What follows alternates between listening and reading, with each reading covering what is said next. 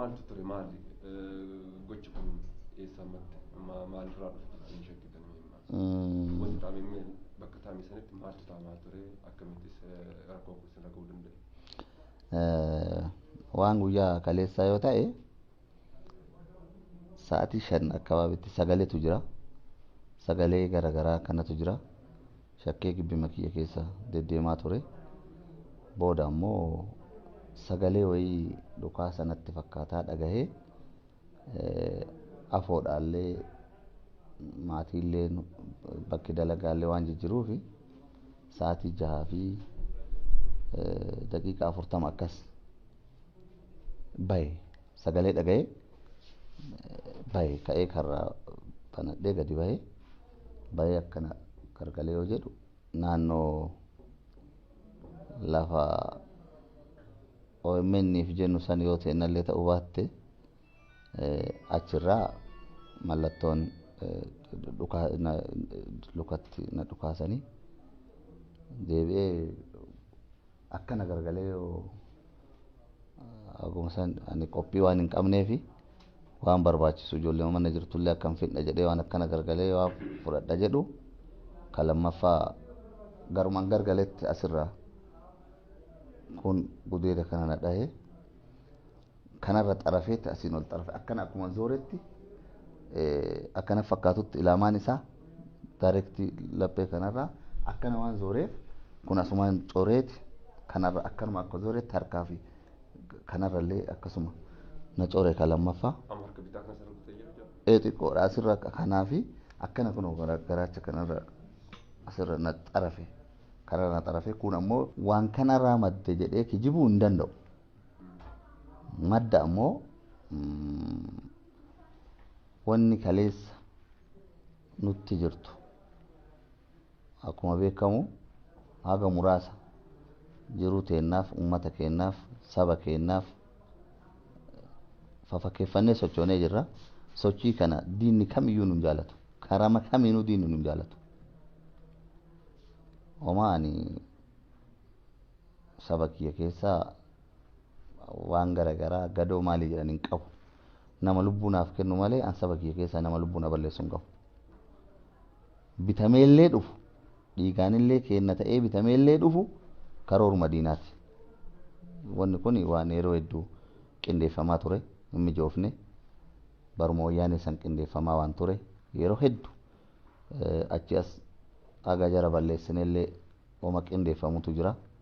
hin mijoofne malee yeroo hedduu qindaa'e kanaan dura bakkuma edanatti dhukaafame kana keessaa kan uummanni guutuun beeku bara wayyaanee san dhukaasni bahee achi inni nu dhukaasee waraana keenna nu dhukaase jedhanii mana kiyya diiganii sakattan bara wayyaanee san haxiritu jira fooqiin amma nagarraa jiru sun hin ijaaramne isatu achii dhukaase jedhanii sababiin jalqaba manni kiyya cabeef gaafa san akkasi warrootuma ammallee faanuma haftee saniitiif harcaatotuma gara maratti fakkaattu warra gara maratti fakkaatu kanatu nu rakkise warra harbaa dhaaba biraa kamsaa dhaaba biraa jimaata dhaaba biraa saba keenya keessa kanniintu nu rakkise nama qabatamaan kana shakka jedhu hin qabu diina keessaa hin qaba warra shakku ammallee akkanatti illee ibsuu baadhu diina keessaa baay'ee qaba. Mee walumaa galatti dhaamsa uummataa mee isinis rakkoo kun kan jira hawaasni miira hedduu fudhatus danda'a waan ta'eef gara fuulduraatti fakkeeffatni maal ta'uu qaba waan jedhu asitti uummanni waan hundi isinirraa eegaa ture waan ta'eef. Uummanni keenya ammallee ima obsinaa jedha. Ima gorsinaa jedha yeroo baay'ee ani umriin illee achi hanqadhu kaayoon kiyya kaayoo manguddootaa keessatti obsa kana ijoollee teenna qeerroo Oromoo gaafa tokko taanee wareegamnu sanillee tadhumatteef tajirtullee obsa horannaa jedhaan ummata keenyaan ammallee in obsinaa jedha miira keessan seeninaa jedha ummata keenyaa waa lama dhaaba tokkoffaa obsa lammaffaa wal nu nyaachisanii waliin nyaannu jedha jabeessee wanni ani dhaamu wal nu nyaachisanii fakkeessanii waliin nyaannu obsaa ebaluutu ebaluun akkas godhe ebaluutu ebaluun akkas godhe waan jedhu kana itti dhiisaa yoo kennallee bitanii nu nyaatanii kaayoon kaayoo madiinaati kaayoo madiina kaleettu nutti jira malee kanaan akka nu gosaan wal nyaannu akka nu amantii wal nyaannu shirri xaxama guddaadha magaalaa tana keessatti bakka torbatti nu qoodaa turan qeerroo wareegama kaleessa kafaltee du'arraa hafte bakka baay'ee nu qoodaa turan hin dandeenye garuu qoodanii nu diiguuf akka nu wal ajjeefnu yaadaa turan ofiin ajjeesuu dhiisanii akka nu wal ajjeefnu nu waan san dinnee ijaarsi keenya gadi lixaa waan ta'eef tokkummaa keenya diiguu dadhabanii jennaan karaa maraanuu yaalanii maal jedhanii faayidaan jedhanii kun mootummatti galee jedhanii kun shanetti galee jedhanii kun paartii eebaluutitti galee jedhanii diiggaa nu tatamsaasan yaalaa dhaqanii diiggaa saniinillee mooyannee argamne jennaan keessaa dhumuu qabdi du'uu qabdi ka jedhan yaalii ajjecha nurratti godhaa jiran malee nu kaayoon keenya paartilee fi miti tokkummaa Oromootii fi borullee tokkummaa Oromootiif walabummaa bilisummaa Oromootiif yoomillee wareegama barbaachisuun kafalla kun salphaadha. Uummata keenyaan ammoo yoo wareegama kafalla jennu wal caqafnee wal dhageennee tokko tokkoon bakkuma maraa ebalutu nu fixa jechuu kana wallaallee jira. Namni nu fixu baay'ateera. Namni hunduu nu ajjeesanu. Ani Oromoof qabsaa'ee ka jedhu hundu nu ajjeesa. Ka biyya bulchullee sabaaf qabsaa'ee ka jedhu nu ajjeesa. Nama waliin nu ajjeesu kana waan wallaallee fi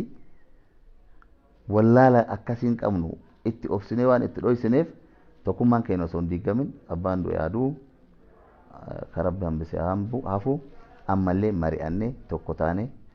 akka godina Arsii Lixaatti magaalaa Shaashamanneetti osoo hin taane akka Oromootitti marii qabna baay'eellee sanii mun barbaadu yaadaa jirra hin rafne nu hin callifne malee jijjiirama kanatti amannee jijjiiramni kun nu ceesisaa nu tartii jennee malee sodaallee hin qabnu humnallee hin dhabne namallee hin dhabne kama kaleessaa san qabna humnallee tama rabbi nuu kenne haqa qabna humni guddaan nu qabnu haqa dhugaa waan ta'eef dhugaa irratti ammoo akka mooyamnu waan beeynuuf yeroo kenninee nama maraa eeyna hin caqafna mootummaa biyya bulchuu dhiisi paartilee Oromoolee yeroo kennineef nu tokko dhugatti namni nu miidhee isaanii maaliif yoo jette osoo isaan tokko ta'anii nu miidhamnu lafeen teenya bakka maratti akkanatti hin cabtu asumaan dhaamsi an dhaamuuf paartileen Oromoo yeroo gabaabatti tokko ta'anii hadda galgalallee deebi'anii bakka jirutti yoo barbaadan na ajjeesan tokko ta'anii yeroo gabaabatti tokkummaa uummata Oromootiin gadi dhaabatanii yoon jedhiini carraa uummanni Oromoo qabuuf qeerroon Oromoo qabu itti argisiifna. Mootummaan biyya bulchullee wareegama nu kaleessa kafallee caccabnee taan bineensi nyaate taan allaattiin nyaatte bakkaan geennee itti kennine atantamatti yeroo gabaabatti uf beekee kabadii qabu badii isaa kaayatee ka itti fakkaate waan itti fakkaate an kana jedhee yeroo gabaabatti asumaan dhaamsaa ta'uuf jijjiirama dhugaatii fi waan soba hin qabne waan dhugaatiin uummata Oromootiif yoo hin ta'in waan nama afaaniin asii qaaqeef osoo hin taane kaayoon ani qaaquun kaayoo qeerroo Oromoo guutuuti. Oduullee miti kana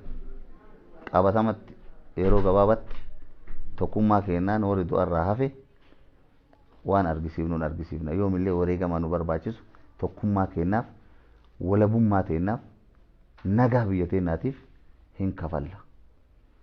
Paartii fi miti nu ka wareegamneef kaleessallee hadhallee qeerroon Oromoo Oromoof Oromiyaaf dhumatte malee paartii tokkoof miti. Qeerrooti yaa'onni dhaamu paartii fi miti Oromoof Oromiyaaf borullee hin dhumanna wareegama barbaachisuun kafalla wal dhageennaa wal caqabnaa kanuma dhaama.